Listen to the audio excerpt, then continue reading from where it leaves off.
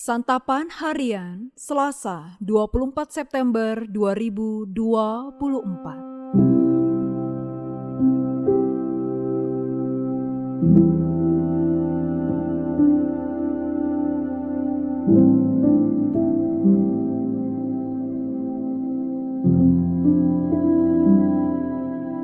Inilah program Santapan Harian, sebuah program yang mengajak Anda menelusuri isi Alkitab, agar Anda menemukan makna firman Tuhan sesuai dengan konteksnya.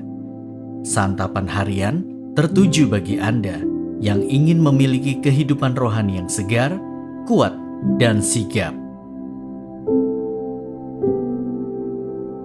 Hari ini kita akan membaca Kisah Para Rasul pasalnya yang ke-18, ayat yang pertama hingga ayatnya yang ke-17. Namun sebelumnya, mari kita berdoa. Bapa yang baik, layakkanlah kami untuk menerima sabda-Mu.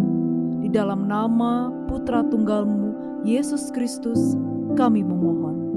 Amin.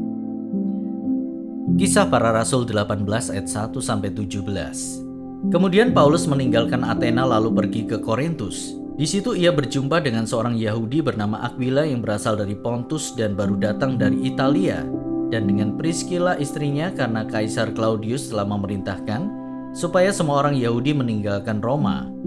Paulus singgah di rumah mereka. Karena memiliki pekerjaan yang sama, ia tinggal bersama mereka.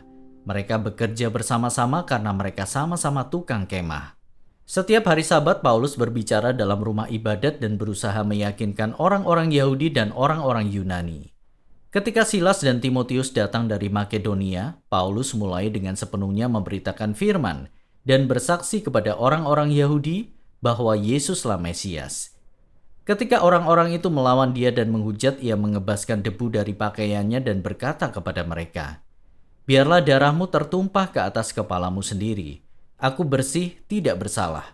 Mulai sekarang aku akan pergi kepada bangsa-bangsa lain." Ia keluar dari situ lalu pergi ke rumah seseorang bernama Titius Justus yang takut akan Allah dan yang rumahnya berdampingan dengan rumah ibadat. Namun Krispus, kepala rumah ibadat itu, menjadi percaya kepada Tuhan bersama seisi rumahnya, dan banyak dari orang-orang Korintus yang mendengarkan pemberitaan Paulus menjadi percaya dan dibaptis. Pada suatu malam berfirmanlah Tuhan kepada Paulus di dalam suatu penglihatan, "Jangan takut, teruslah memberitakan firman dan jangan diam. Sebab aku menyertai engkau dan tidak ada seorang pun yang akan menyentuh dan menganiaya engkau, sebab banyak umatku di kota ini." Lalu tinggallah Paulus di situ selama 1 tahun 6 bulan dan ia mengajarkan firman Allah di antara mereka. Tetapi setelah Galio menjadi gubernur di Akaya, bangkitlah orang-orang Yahudi bersama-sama melawan Paulus, lalu membawa dia ke pengadilan. Kata mereka, "Ia ini berusaha meyakinkan orang untuk beribadah kepada Allah dengan jalan yang bertentangan dengan hukum Taurat." Ketika Paulus hendak mulai berbicara, berkatalah Galio kepada orang-orang Yahudi itu, "Hai orang-orang Yahudi, sekiranya dakwaanmu mengenai suatu pelanggaran atau kejahatan, sudah sepatutnya aku menerima perkaramu. Tetapi kalau hal itu adalah perselisihan tentang perkataan atau nama atau hukum yang berlaku di antara kamu, hendaklah kamu sendiri menyelesaikannya. Aku tidak sudi menjadi hakim atas perkara yang demikian." Kemudian ia mengusir mereka dari ruang pengadilan. Lalu mereka semua menyerbu Sostenes, kepala rumah ibadat, lalu memukulinya di depan pengadilan itu. Galio sama sekali tidak menghiraukan hal itu.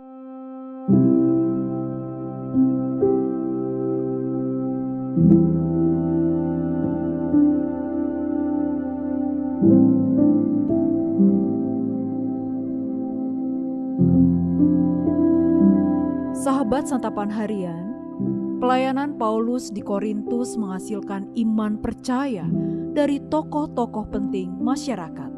Termasuk di antaranya adalah Krispus, seorang kepala sinagoge, dan pengrajin ahli kemah seperti Priscilla dan Aquila. Pelayanan Paulus meresahkan dan menimbulkan persekusi dari kelompok fundamentalis. Yesuslah Mesias adalah rangkuman isi pesan Paulus. Namun kelompok yang menghujat Paulus menyeret Paulus ke pengadilan Romawi dan mengklaim Paulus mengajarkan agama yang menentang Taurat. Padahal Paulus, Yesus, dan kelompok orang yang mempersekusinya sama-sama orang Yahudi. Tuduhan yang diarahkan kepada Paulus tidaklah jelas. Jika Paulus dituduh melanggar agama Romawi dan menolak dewa-dewa Romawi, bukankah orang-orang Yahudi yang menjadi musuh Paulus juga berpendirian sama? Kemungkinan besar Paulus dituduh melanggar Taurat karena ia memproklamasikan Yesus sebagai Mesias dan syarat baptisan sebagai inisiasi agama, bukan sunat seperti yang diyakini orang Yahudi yang diwarisi dari Abraham. Namun sikap Galio, gubernur Akhaya, tegas. Dia mengonfirmasi Paulus tidak melanggar hukum. Menurut Galio, yang terjadi adalah pertengkaran internal kelompok Yahudi. Gagal mengkriminalkan Paulus, kelompok fundamentalis marah. Mereka lalu memukuli Sostenes, kepala sinagoge di depan pengadilan. Menghidupi kesetiaan dalam Kristus membuat Paulus dituduh hidup dalam agama tanpa Taurat. Bagi kelompok fundamentalis, iman Paulus adalah kesesatan. Kisah seperti Paulus juga dialami oleh Dietrich Bonhoeffer, seorang pendeta Jerman yang melawan Nazi di negara yang notabene Kristen dan mewarisi ajaran Luther.